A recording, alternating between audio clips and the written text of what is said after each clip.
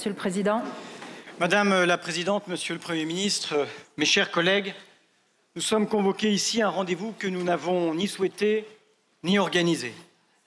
Nous n'ignorons rien de la gravité de la situation financière, économique, sociale et politique dans laquelle notre pays se trouve, ni du tragique de l'époque qui menace en toute chose et à chaque instant d'ébranler le monde tel que nous l'avons connu.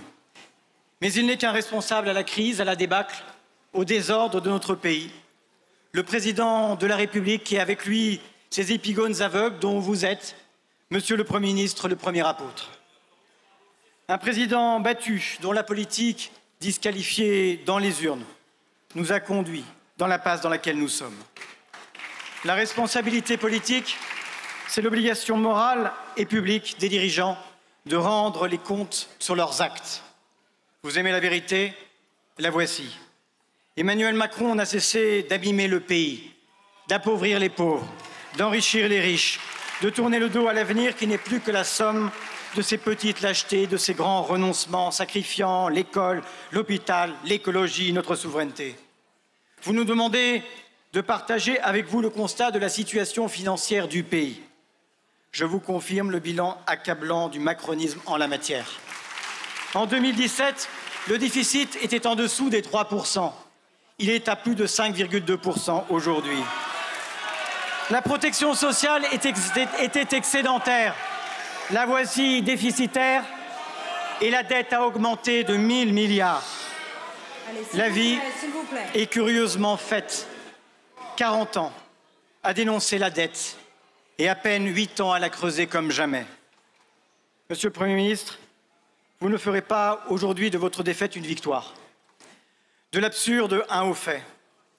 Du vide politique, l'étoffe d'un destin. Non, ce vote auquel vous vous soumettez n'est pas un acte de courage, c'est une dérobade. Que dis-je? C'est une pantanolade. Face à l'adversité, vous vous résignez. Face à la difficulté, vous reculez. Face à la responsabilité, aujourd'hui, vous vous effacez. Dans le grand silence de l'été, nous pensions que vous prépariez le budget. En réalité, vous prépariez votre sortie. Derrière votre geste politique, solitaire et désinvolte, votre faux sacrifice en dissimule un vrai. Celui des millions de Français, de l'Hexagone et des Outre-mer, ces précaires, ces mères seules, ces travailleurs qui ne vivent plus de leur travail, toutes celles et tous ceux pour qui la vie est déjà dure.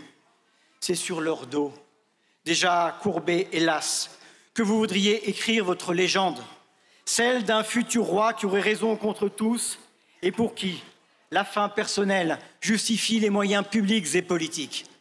Et cela, Monsieur le Premier ministre, n'est pas qu'une erreur funeste, c'est une faute morale.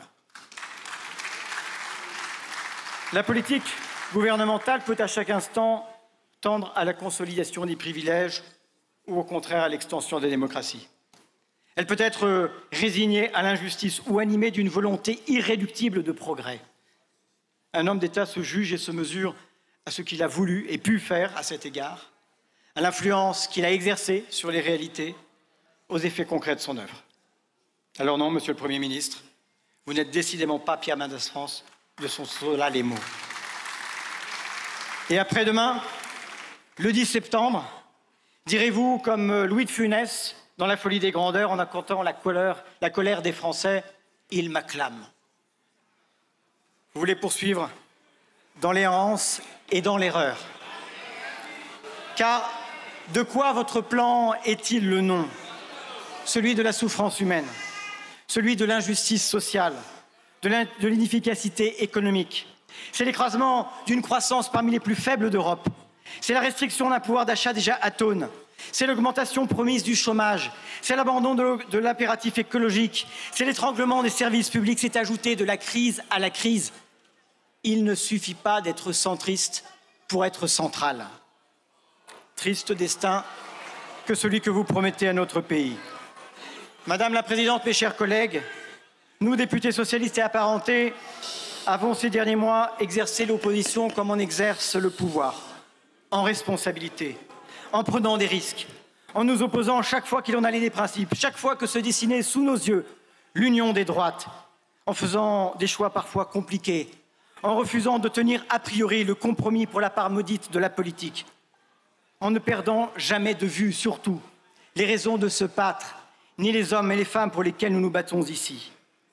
Monsieur le Premier ministre, vous n'avez pas été au rendez-vous. Nous n'avons eu que désinvolture, manœuvres dilatoires, fausses promesses et vraies trahisons. Nous sommes au regret de ne pas pouvoir vous faire confiance.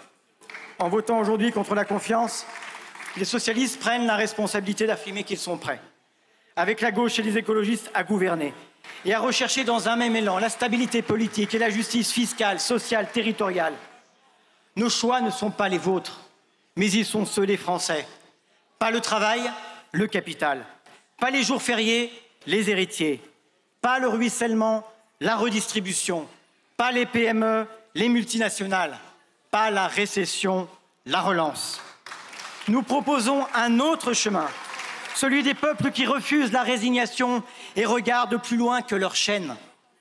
Aux Français les plus modestes, lassés du sacrifice sans horizon, nous disons le droit de vivre de leur travail.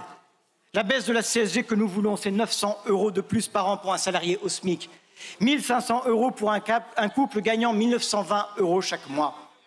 Aux richesses insolentes, aux fortunes doublées en 10 ans, aux grandes entreprises qui paient moins que les PME et profitent davantage, nous disons, le temps du patriotisme économique et de la justice fiscale est venu. À la France, patrie du courage heureux qui doute de son destin, nous disons l'élan plutôt que le déclin. Un plan de relance réveillera nos territoires, réanimera nos usines, soutiendra l'hôpital, les écoles, préparera l'avenir. À l'histoire, enfin, qui nous regarde, nous disons oui, nous réduirons les déficits et la dette, mais sans écraser les existences. Ce n'est pas la vie qu'il faut taxer, c'est l'injustice qu'il faut abolir. Ce soir, nous ne passerons pas sous la tutelle du FMI.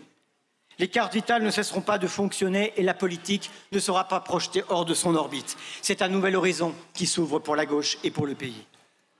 À ceux qui nous font reproche de vouloir exercer le pouvoir et pensent que gouverner, c'est trahir, je réponds, exercer les responsabilités, c'est être fidèle au contrat qui nous lie, aux électeurs qui espèrent de la gauche un changement dans leur vie, aux classes populaires qui ont conscience de leurs intérêts, qui ne peuvent se payer le luxe d'attendre l'hypothétique délivrance d'une nouvelle élection, qui préfèrent l'action même imparfaite au verbe s'il est impuissant et qui savent qu'un pas en avant vaut plus que 1000 programmes.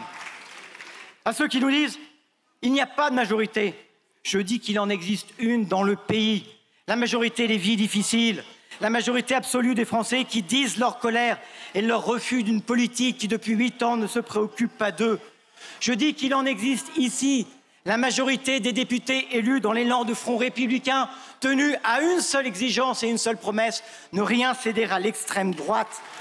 Députés du socle commun, je m'adresse à vous. Si vous aimez la République, demeurez fidèles à ce serment. Si vous aimez la France, entendez le pays qui souffre. Si vous aimez la démocratie, acceptez le désir de changement des Français.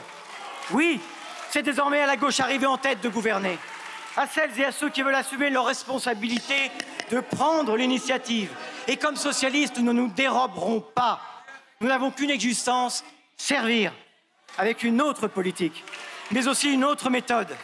Voilà pourquoi nous dirons que c'est au Parlement, ici, sur la base de nos propositions, sans recours au 49.3, que nous chercherons des majorités autour de quelques priorités qui répondent à l'urgence des Français et aux attentes du pays, jusqu'à la grande explication, jusqu'au grand rendez-vous démocratique de 2017.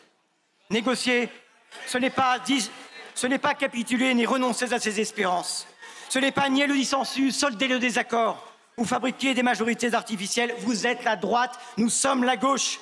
Mais c'est un acte de confiance dans la démocratie parlementaire et dans les forces républicaines qui peuplent notre Assemblée et qui peuvent se retrouver dès demain. Mes chers collègues, Victor Hugo nous avertissait ici, il y a 175 ans, parce qu'il haïssait la catastrophe et détestait les écroulements. Un homme assez insensé pour dire l'humanité ne marche pas, Dieu répond par la terre qui tremble. Aujourd'hui, aux hommes assez insensés pour espérer des artisans du naufrage, les moyens de s'en sortir, le pays répond par un cri. Ce cri qui monte, il faut l'entendre aujourd'hui. Il est encore celui de l'espoir, ne le décevons pas. De là où il est, il est temps au président de la République de faire son devoir plutôt que de céder à son bon plaisir. Nous sommes prêts, qu'il vienne nous chercher. Je vous remercie, Monsieur le Président Vallot.